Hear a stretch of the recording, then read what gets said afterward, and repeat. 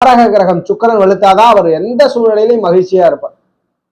நிறைய பேர் பாத்தீங்கன்னா எதுவுமே இல்லைன்னா கூட அவருடைய வாழ்க்கையை மகிழ்ச்சியாக வாழக்கூடிய நபரா இருப்பார். கண்டிப்பாக அவருடைய ஜாதகத்துல சுக்கிரன் வலுத்திருக்கும். இப்ப காரக கிரகம் ஒரு 20% பலனை கொடுக்குது. அப்ப ஒரு மனிதன் எங்கு இருந்தாலும் எந்நிலையில் இருந்தாலும் தன்னை மகிழ்ச்சி படுத்தி கொண்டு தன்னை சார்ந்தவர்களை மகிழ்ச்சி படுத்தக்கூடிய குணாதிசயத்துல இருக்கணும்னா சுக்கிரன் நல்லா இருக்கணும்.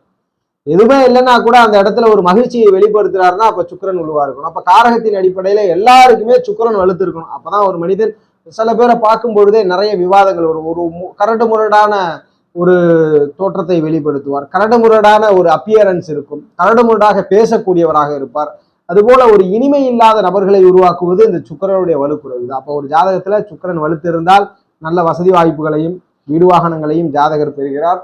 அதோடு மட்டும் இல்லாம அவருடைய குணாதிசயமும் ஒரு என்டர்டைன்மெண்ட் பர்சனாக எந்நிலையிலுமே மனதை தேங்கி வைத்துக் கொள்ளாமல் சந்தோஷத்தை அனுபவிக்கக்கூடிய